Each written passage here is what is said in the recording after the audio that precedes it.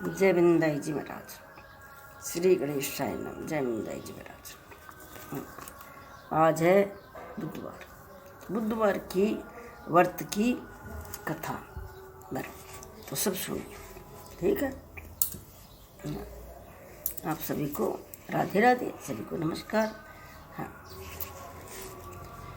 बुधवार व्रत का महत्व विधि। बुधवार की ग्रह के प्रकोप से बचने और जीवन में सभी तरह के सुख संपत्ति और वैभव की प्राप्ति के लिए विधिवत बुधवार का व्रत करके व्रत कथा सुननी चाहिए। बुधवार को व्रत करने और व्रत कथा सुनने के बाद प्रसाद ग्रहण करने से सभी कुछ दूर होती हैं।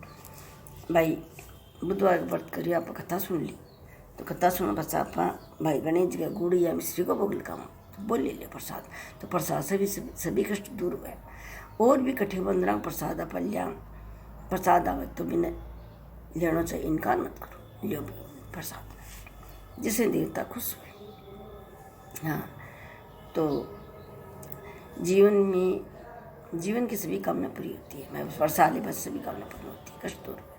बुधवार की व्रत में प्रांति उठकर अष्टांति से नियुक्त होकर शंकर भगवान को भोग लगाएं। बुधवार की व्रत में धूप बेल पत्र अक्षर घी के दीप जलाकर शंकर भगवान की पूजा करें। बुधवार की व्रत कथा सुनकर आरती के पश्चात प्रसाद बांटकर से प्रसाद ग्रहण करें। किसी भी रूप में व्रत कथा को बीच में छोड़कर प्रसाद ग्रहण किए बिना नहीं जाना चाहिए। बुधवार को नियमित रूप से व्रत करने वालों को सर्व सुख की प्राप्ति होती है। जीवन में किसी प्रकार का अभाव नहीं रहता। अरिष्ट गुरु की शांति के लिए बुधवार का व्रत रखने का विधान है। बुधवार के व्रत में प्रयोजना सामने के यथासंभव हरे रंग की रखने का प्रयत्न करें, इससे शीघ्र उत्तम फल की प्राप्ति होती है। बुधवार व्रत कथा। अब तात विधि, अब कथा करो। समतापुर नगर में मधुसूदन नामक एक व्यक्ति रहता था। उसके पास धन दौलत की कोई कमी नहीं थी। कुछ महीने पहले मधुसूदन का विवाह समीप के नगर बलरामपुर में हुआ था। उसकी पत्नी संगीता बहुत सुंदर और गुणवती थी।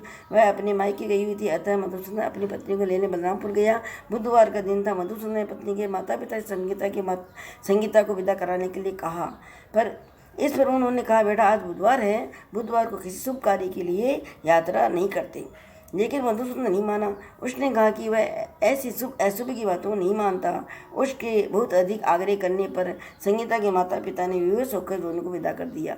दोनों ने बैलगाड़ी से यात्रा प्रारंभ की, लेकिन अभी मधुसूदन को 2 कोस की यात्रा कर पाई था कि उसकी गाड़ी का एक पैर टूट गया। अतः आगे की यात्रा दोनों ने पैदल ही शुरू की।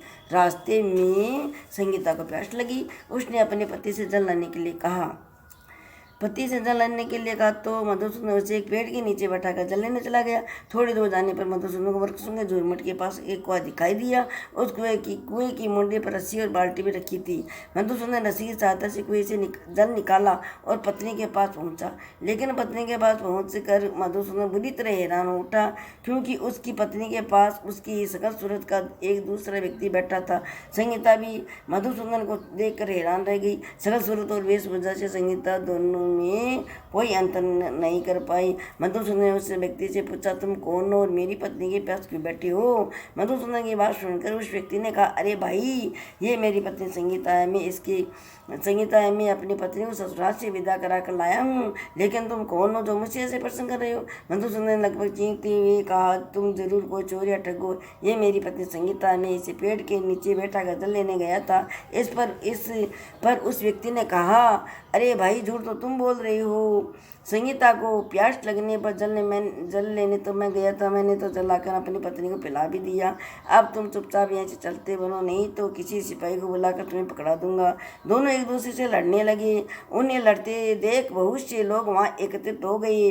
नगर के कुछ सिपाही भी वहाँ आ गए। सिपाही उन दोनों को पकड़कर राजा के पास ले गए। सारी कहानी सुनकर राजा भी कोई निर्णय नहीं कर पाया। संगीता भी उन दोनों में से अपने वास्तविक पति को नहीं पहचान पा रही थी। अतः राजा ने दोनों को कारागृह में डाल देने के लिए कहा। राजा के फैसले पर असली मधुसूदन भयभीत तो उठा।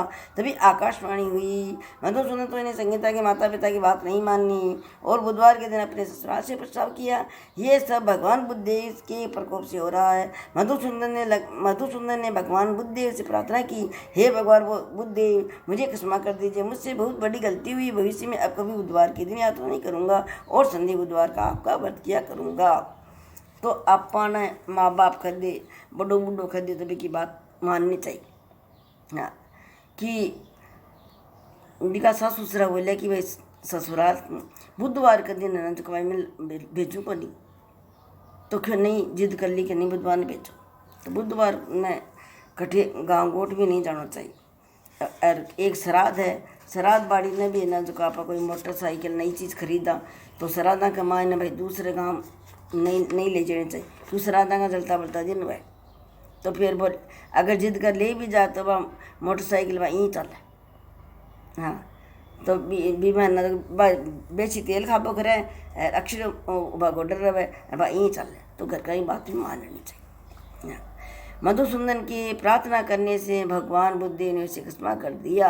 तभी दूसरा व्यक्ति राजा के सामने से गायब हो गया। राजा और दूसरे लोग इस चमत्कार को देखकर हैरान रह गए। कुछ तो बन गया पर थोड़ी सी छुट्टी दिखी मेरी जान में। तो बुधवार को आपका व्रत किया करूँगा। हाँ कौन छुट्टी जले ने तो मैं गया था संगीता जला कौन छुट्टी। मधुसूदन की प्रार्थना करने से भगवान बुद्धदेव ने उसे क्षमा कर दिया। तभी दूसरा व्यक्ति राजा के सामने से गायब हो गया। राजा और दूसरे लोग इस चमत्कार को देखकर हैरान रह गए। भगवान बुद्ध की इस अनुकंपा से राजा ने मधुसूदन और उसकी पत्नी को सम्मानपूर्वक विदा किया। कुछ दूर चलने पर रास्ते में उन्हें बैलगाड़ी मिल गई। बैलगाड़ी का टूटा हुआ पहिया भी जुड़ा हुआ था। दोनों उसमें बैठकर समतापुर की ओर चल दिए। मधुसूदन और उसकी पत्नी संगीता दोनों बुधवार को व्रत करते हुए आनंदपूर्वक जीवन यापन करने लगी। भगवान बुद्ध की अनुकंपा से उनके घर में धन संपत्ति की वर्षा होने लगी।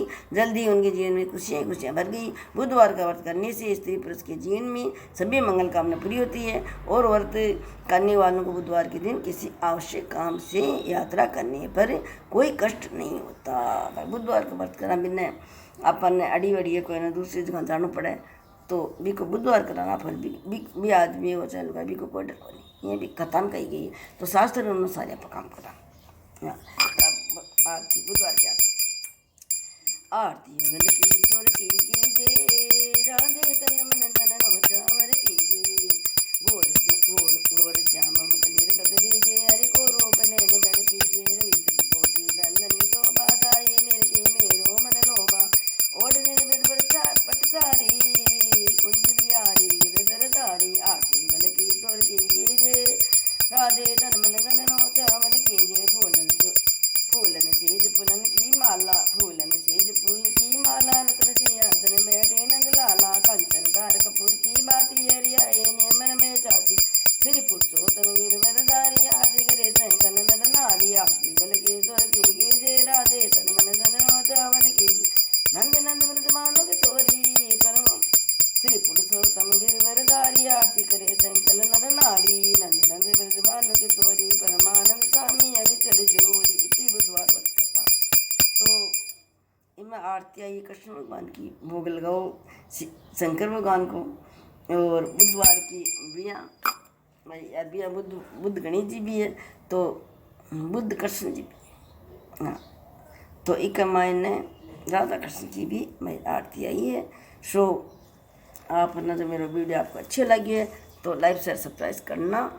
हाँ लाइक शेयर सब्सक्राइब करना और कमेंट ज़रूर लिखा करो।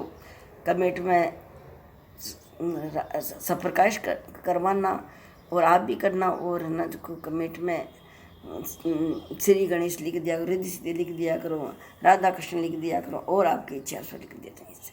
ठीक है तो आपको सबको नमस्कार। काल तो बहुत बरसात हुई है। बरसात की वजह से कि आकाश ना जो छाया सी हो रही है ना तो आप सभी को राम राम नमस्कार राधे राधे जय श्री कृष्ण।